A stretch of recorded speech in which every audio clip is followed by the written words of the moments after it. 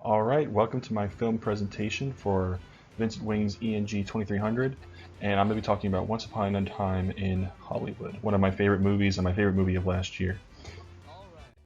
So before we get started, I'll be abbreviating Once Upon a Time in Hollywood throughout this presentation to Once Upon a Time. It's easier for everybody, and I don't feel like saying it over and over and over or typing it over and over and over.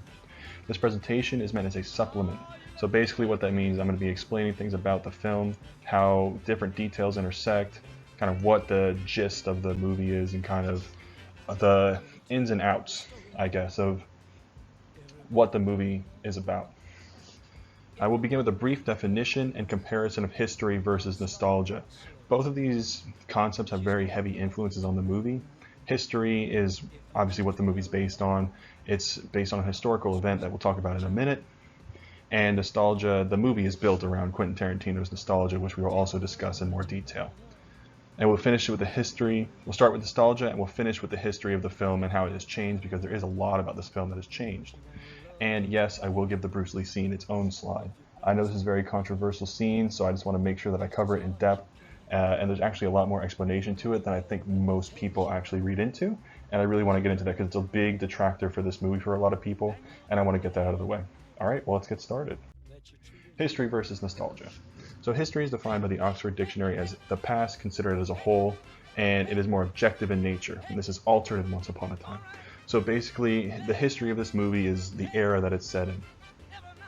What we see here is that this movie is set in the late 1960s, specifically 1969, during the Manson Family murders, and this is a very important historical event that we'll discuss in more detail.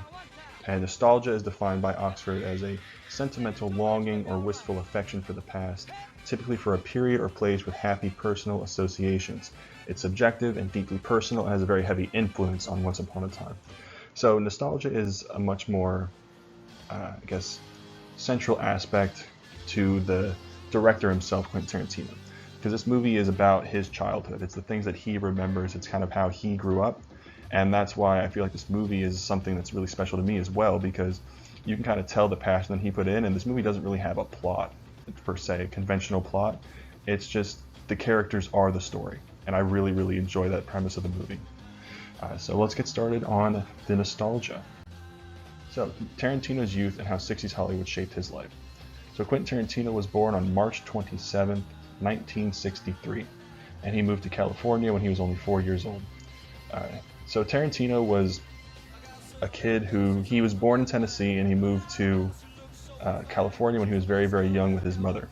So I watched a podcast interview about him, and he says that he would go to the movie theaters all the time. He used to work at a movie theater, and he grew up there. The movies were just always a part of his life, because being in LA, I mean, you're in the middle of it. You're in Hollywood, you're surrounded by movie stars and most important theaters and press screenings and all this stuff, that movies kind of have to be part of your life at that point. You see it everywhere. It's such an ever-present thing. And I think especially this time period, because Tarantino explains in an interview with Time magazine, I was creating a Los Angeles of my memory. In this movie, it was the Los Angeles of when I was 6 and 7. It was easy to remember all that stuff. I think of my dad's Carbon Ghia, which is why Cliff drives a Carbon Ghia, and billboards and what was on the radio. So this is something that's kind of very important throughout the movie, is that Tarantino actually uses his clips of sound bites from commercials and radio ads and all a bunch of different songs that kind of give the movie some life, because he could remember the exact ads he was hearing on the radio. He remembers the exact commercials that were playing on TV, the variety shows that were on, everything. And it's those little details that I feel make the movie something very, very special. So now Tarantino's personal nostalgia has a very heavy factor on how this movie was composed, because this is something that, you know, everybody could make. It's something that has to be very personal. You couldn't throw someone who's, say, born in the 80s and have them make this movie, because they wouldn't do it right, you know? It wouldn't be the same. It wouldn't have that level of detail, that level of polish, and that level of personality that this movie has. And I think that's what's really special. And I picked out two scenes in particular that really illustrate this point. So this is the Los Angeles of his memory, and the first scene we have here is when Cliff Booth, the stuntman in the film for Rick Dalton, is heading home after his day of work with Rick.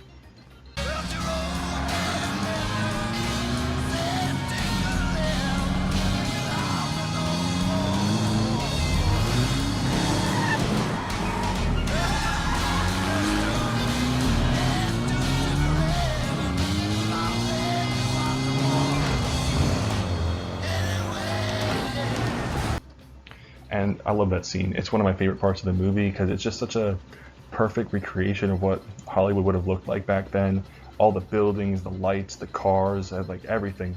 You know, the sound of the engine going, every single little detail in that scene just kind of comes together to make it something really personal and just something that I guess you don't really see every day. It's very rare for me to enjoy a movie that has so much kind of like downtime, but the downtime in this movie is filled with so much detail and depth and just references that every time I watch the movie I appreciate it more and more and more, and that's just why this movie has kind of grown on me, even though I've already seen it. I've seen it 9 times since it came out last year. But that scene in particular was one that really stood out to me when I first watched it as, wow, that was awesome, because you can tell Tarantino put a lot of work into recreating that 60s Hollywood of his memory and kind of what he saw.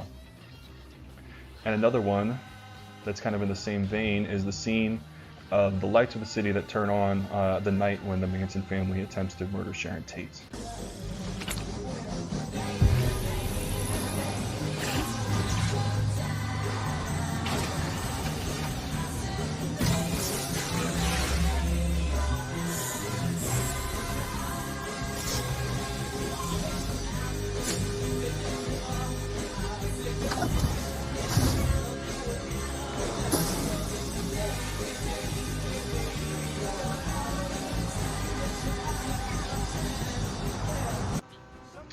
So that scene again just kind of shows the attention to detail, where you have all the different restaurants with their old 60s logos, the Taco Bell, the Wiener Schnitzel, the Cinerama Theater, everything is just so perfectly reconstructed, and just the sounds of the lights flicking on, the stones in the background, it's just something, you know, again, something so unique that you don't really see from a lot of filmmakers nowadays. That just attention to detail and that really personal aspect, because once again, this is something that Tarantino would have been driving down these streets every night with his mom and dad looking at these things, and it's something that I'm sure you remember a lot from when you're 6 or 7 years old. The kind of things that really imprint on you are around that age, 7, 8, 9, 10, and that was when Tarantino grew up. So seeing all these things kind of come to life again is something really cool, because it's such a bygone era of filmmaking that it really feels like almost a time capsule. Moving on to the basic history of Once Upon a Time in Hollywood. So this is centered around one major historical event, the Manson family murders. So basically what happened was Charles Manson was a cult leader who lived on Spawn Ranch, which is where Cliff visits around the midpoint of the movie. And there were a couple dozen hippies that followed him, and they were very much into hallucinogens, and they kind of followed him as a god. And basically he told them to kind of reject that new modern Hollywood materialistic nature of things. And so they decided to kill Sharon Tate, Jay Sebring, Abigail Folger, Wojciech Frykowski, and Stephen Parent. So these 5 victims were, one of the most gruesome crimes in American history. Sharon Tate was 8.5 months pregnant at the time, and she was butchered by one of the hippies. It's just a horrendous story. And this is something that Tarantino addressed in that Time interview as well, where he said he really wanted to give a lot of respect to this and make Sharon Tate feel almost like a presence as much as she is a character. And you do kind of get that, throughout the whole movie. She's just such a beautiful soul that kind of brings light wherever she goes. She's laughing, she's having fun, she's always the life of the party, kind of having people around her. And I think you really get that kind of idea that Sharon Tate was somebody you wanted to be around, and that it was just such a tragic event that she was taken so soon. And that all builds to make the end of the film even more satisfying, which we'll get to in a minute. So, all of the 5 victims are in the film except for Stephen, to my knowledge. I rewatched the movie, but I didn't see him in it. If he's in it, my bad. If not, then I was right. But to my knowledge, he's not in the movie. Charles Manson does make a brief appearance. He visits Sharon Tate's house, looking for Brian Wilson of the Beach Boys. And they famously had a dispute in which Manson wrote a song for them, but they didn't credit him, and he threatened to kill them. It was a very big issue at the time. And so although they're not the main characters of the movie, this story kind of ties into Rick Dalton and Cliff Booth by the end, because Rick Dalton is their neighbor, and he sees Roman Polanski, who was one of the biggest directors at the time, coming into town. He wants to be kind of in his circle of friends. And that's kind of how it ties in. It all comes together at the end. And there's also numerous stars of the period, such as Steve McQueen and Bruce Lee, who are two of the biggest stars of the era. And I think they were all portrayed really well. We'll talk about Bruce Lee in a minute, but I don't agree with all the criticism. But again, we'll address that in more detail further on. So what changed? Obviously, Sharon Tate and her friends were not killed, and the hippies are brutally murdered by Cliff, and it's very, very, very satisfying. So a quote from my friend, I thought this was hilarious. He said, "I'm Jewish, and that was more satisfying than watching Hitler get machine gunned at the end of Inglourious Basterds." So I thought that was really, really funny, and just kind of a good representation of how well these characters are kind of built up, that you hate them by the end. And Sharon Tate is able to continue her career. Rick makes their acquaintance, and there is a happy ending to one of the most tragic stories of the 20th century. So Sharon Tate's career was young at the time. She was just getting into kind of the big leagues of movies, and it's just, it was so sad that she was taken so soon, and this movie seeks to rectify that atrocity. And most of the details in the film are accurate. As I mentioned, Spawn Ranch, the names of the murderers, such as Tex, are all accurate to my knowledge. Foggy, played by Dakota Fanning, is accurate. She was a real person. Most of the people in the movie are real people. So the details are right, but again, the big change is that the hippies do not succeed in killing Sharon Tate. All right, and now we will talk about that scene in which Bruce Lee and Cliff Booth get into an altercation behind the scenes. So they go 1-1 in a best of 3.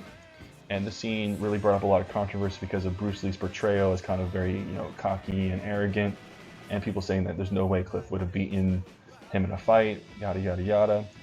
And there's actually a real scenario that happened that I think most people don't know about that was very similar to this scene. So Bruce Lee and Gene LaBelle exchanged blows in a way that was really, really similar to the movie. So Bruce Lee was being a little rough on the stuntman, and Gene LaBelle wanted to sort him out, and he body slammed him, similar to how Cliff throws him into the car. So this was something really interesting because, again, the interview that I pulled this source from said Gene LaBelle's brother said not even God could beat Gene back then. So Gene LaBelle was one of the best grapplers of all time, and he got into an altercation with Bruce Lee, and it's not, there's no question over who would have won in a fight. It's just kind of that's what happened. That's how Bruce Lee was. And Tarantino defends it as well in Deadline, saying, I heard him say things like, well, he never said he could beat up Muhammad Ali. Well, yeah, he did. And not only did he say that, but his wife, Linda Lee, said that in her verse biography I ever read, she absolutely said it. So you see, we have sources saying that Bruce Lee was in fact arrogant. And although I do agree this isn't the greatest light to portray Bruce Lee in, but it's certainly not as problematic as I think people make it out to be, especially with its possible basis in reality. But either way, I would say, despite its many issues, the scene kind of is more of a testament to Cliff's strength, because Tarantino said also in that interview that if he wants Cliff Booth to beat Bruce Lee in a fight, he'll do it, because Cliff Booth is a fictional character. It's not a question. It's just can he or can he not?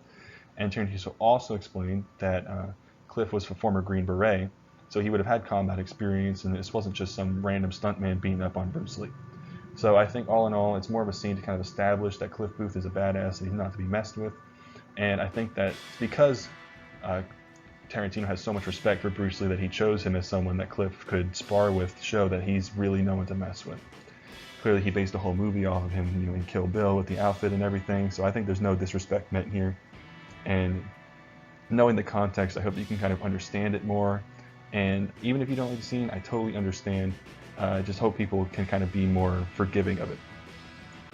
So before we wrap up, Once Upon a Time in Hollywood is a film with a lot of detail, and I hope this presentation gave you some much needed context, because this movie, the first time I watched it, I didn't like it that much because I didn't have any of this context. I didn't know about Sharon Tate being a real person. I didn't know about a lot of the stuff.